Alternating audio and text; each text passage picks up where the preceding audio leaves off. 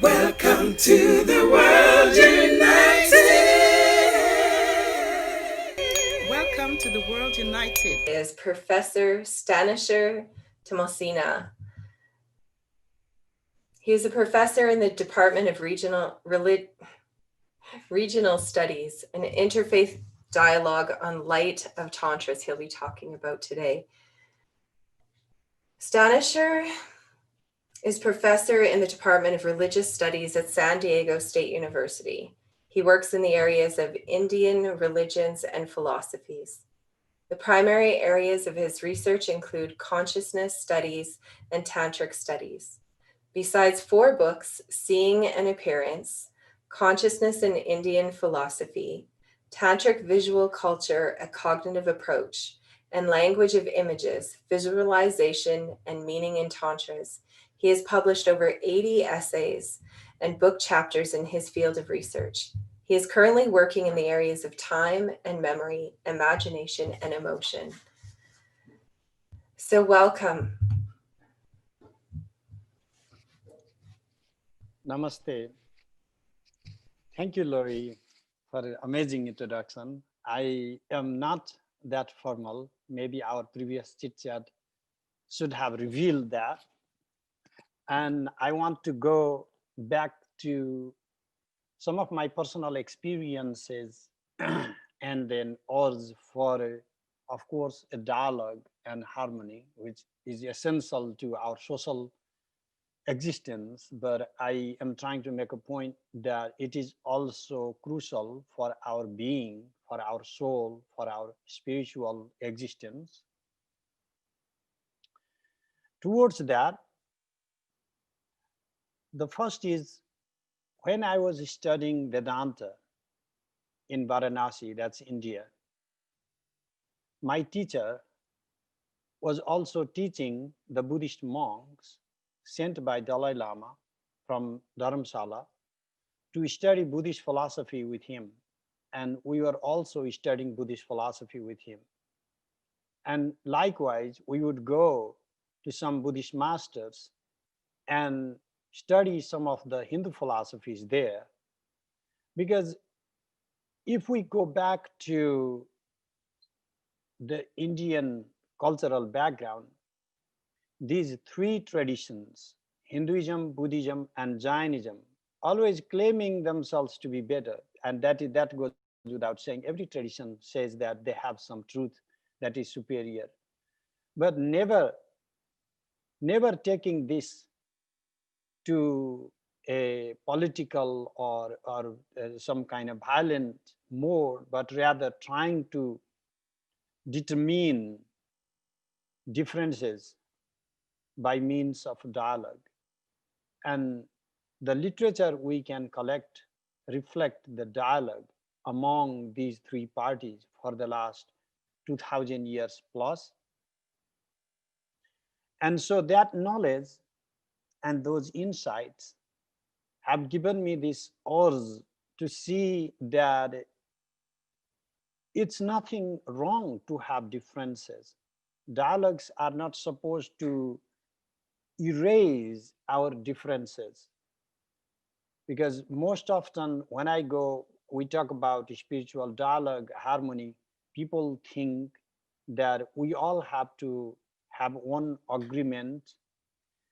Actually, that goes to my first year of being in America, in Santa Barbara, participating in these religious dialogue platforms. And then one lady there's some kind of a conversation going on, and she just stands up and says, since we all believe in one God and we are his creation, what does it matter what name we call it? So that is like, no, since we don't all believe in God and not as a him, even when we believe, and not one, but that does not mean that we have to disrespect or we have to find flaws in others' practices. But that doesn't mean that we have to stop thinking rationally. We have to stop contextualizing experiences or stop sharing experiences. In that light, why I think tantras could offer a good example for a global harmony. For this, we have to go back to the very origins of tantra around the 5th or 6th centuries India.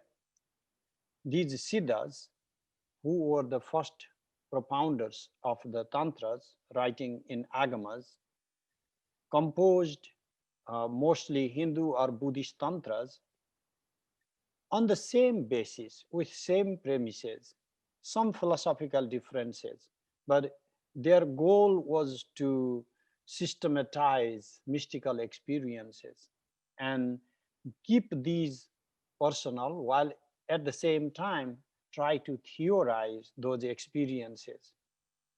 Two types of challenges they were facing. On one hand, tantric traditions maintained secrecy. On the other hand, they were also trying to initiate some kind of conversation among traditions for which they needed to reveal and even to maintain, to codify their learning, their teachings. They had to maintain these differences, and that needed to be spelled out, that needed to be written down. Fundamentally, tantras maintained inherent difference while also accepting some type of harmony. And how we can exemplify that is if we go back to mandala, for example.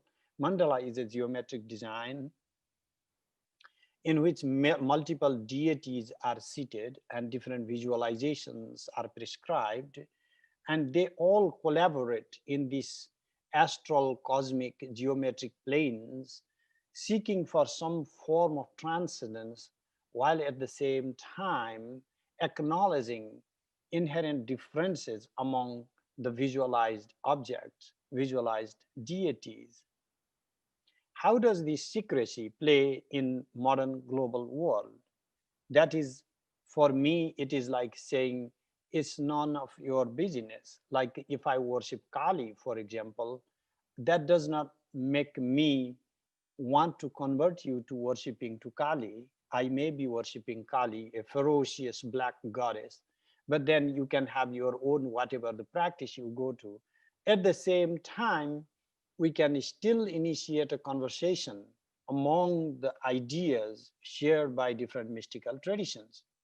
And we can find that type of mystical tendency gone to China and even Japan, like we were talking before the conversation started. In Japan, like Kukai, for example, 9th century Buddhist philosopher, heavily influenced by Buddhist tantras and trying to contextualize Japanese, unique Japanese experience. But that is not where it ends. The more I read the Johar, a Jewish Kabbalah mysticism text, or even the works of Al-Hallaj, a Sufi mystic, the more I recognize the centrality of the phonemes, the speech and visualization, like the way we visualize mandalas in Hindu or Buddhist tantras, and the way the Jewish mystical exercises require the visualization of the sephiroth and these sephira meditations. I found stunningly similar, particularly when the phonemes are assigned with having particular significance beyond their correspondence to word meaning, as prescribed in Jewish Kabbalah and Hindu Tantras.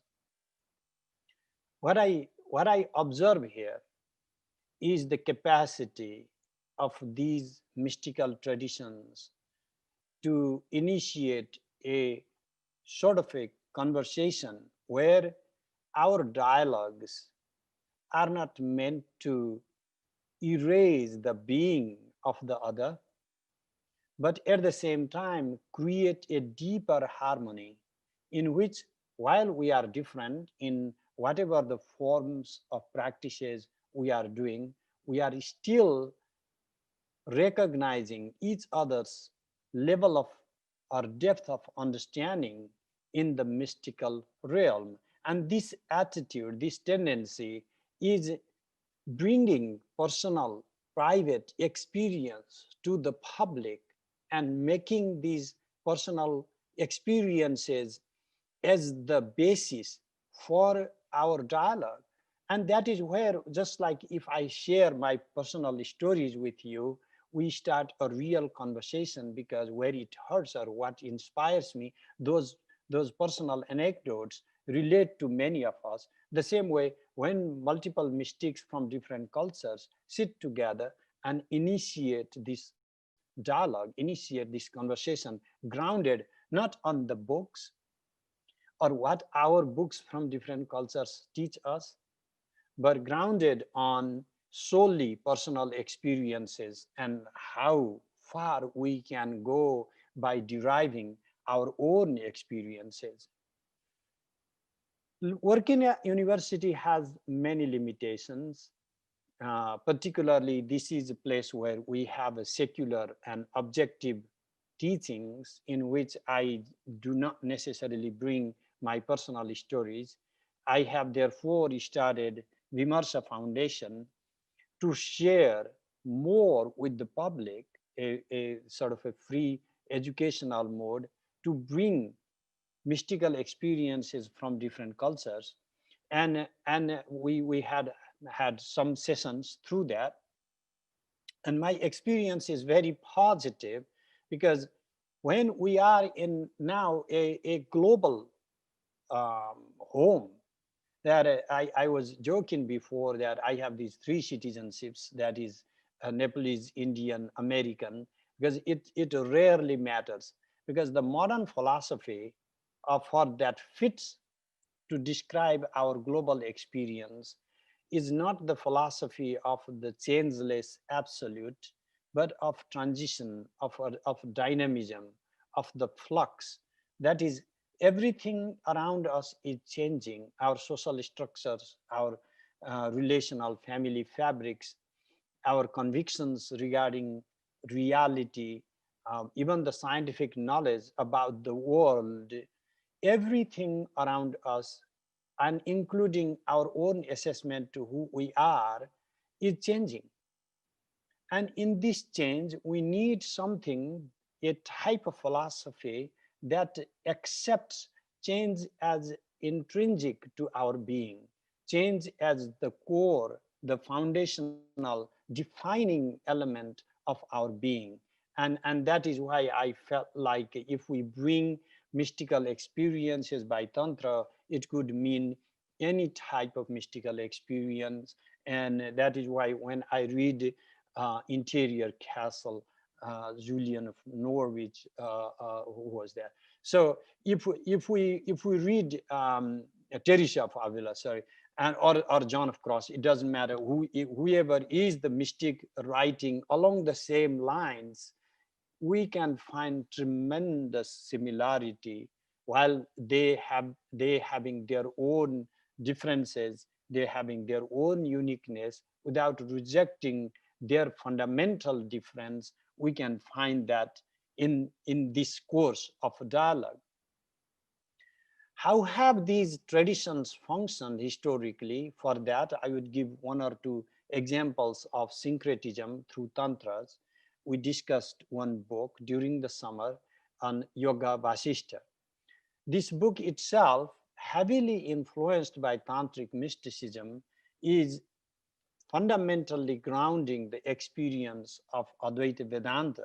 And the book could have been composed anytime 8th through 11th centuries, and maybe throughout those centuries, and could not have been written by a single person in a single sitting. What we see there is a clear fusion of horizons that the text borrows from the yoga tradition of Patanjali, the text borrows from the Trika tradition of Kashmir, the text borrows from Advaita Vedanta, the text borrows from Yogacara Buddhism, and the text borrows from many other literature, ultimately trying to, not that the text is inherently flawed, not that the text does not have a coherent message, while preserving a coherent message, the text is meticulously exercising to disseminate varied forms of mystical experiences and infuse different types, different modes of mystical experiences for the betterment of our own personal life. This mystical approach is also different from many other upfront religious traditions in the sense that they focus on self-effort rather than grace, like you have to exercise on your own rather than relying on some supernatural being, not rejecting, but fundamentally taking responsibility for both our success and failures, that we ourselves are there to carve our destiny, to make our success or failure. And so this mystical path, mystical journey embraces the world in a different way, accepting challenges for us. And there are a couple of more elements I will sum up within a few minutes. I don't need to take too much time. Um, that number one, for example, tantric mysticism is very embodied, very much an embodied philosophy that accepts our physical being, our physical enjoyment in the world as a real.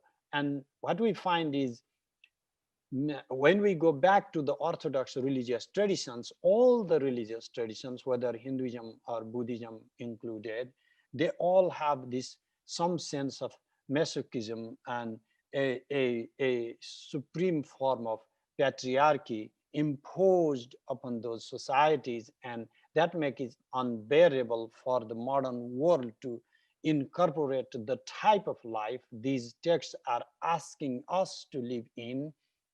And fundamentally, today's global problems, today's anarchy and terror and violence has a great deal of influence of those texts that prescribe prejudice. And if we move beyond what is written in the book and rely more on how that, whatever the state mystical thing is, directly given to our personal encounter with the divine or with the absolute in whatever the name or the form or the formless we accept it, we would have less of the institutional uh, framing of our consciousness, and we would be more liberated in terms of framing our consciousness based on our own personal and private experiences, and that would give us a better harmony for the world. Accepting our reality, accepting the world as real, while at the same time there is this mystical experiences always have this theurgic sense, like I need to do something based on the mystical experience, collaborating with the absolute and creating teleology, creating purpose for our being in the world. And that is what gives us a better purpose of creating the world, discrediting our differences without rejecting differences, making our differences as minor to our being there as individuals, recognizing our individuality, accepting, embracing our differences. So the key term I just want to say and stop is kula.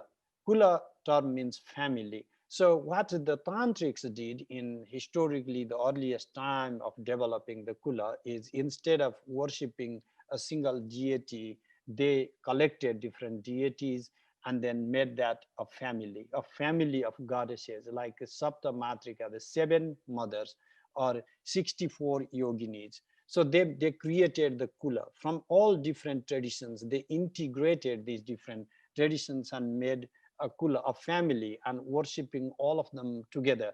So this collaborative, comprehensive worshiping of different deities together was a model for that society, for different families to come and share their spiritual platform and commingle with different groups and different tribes and create a harmony in that tribal society. So if a tribal man can have this much of openness to actively constitute a platform wherein differences are respected, regarded, and the divine is not imposed in a single form, and there's like a zoomorphic deities, that the deities with multiple heads, there are deities with headless even forms, or so all these forms or formless did not mean much when the families came together and created rituals where everybody has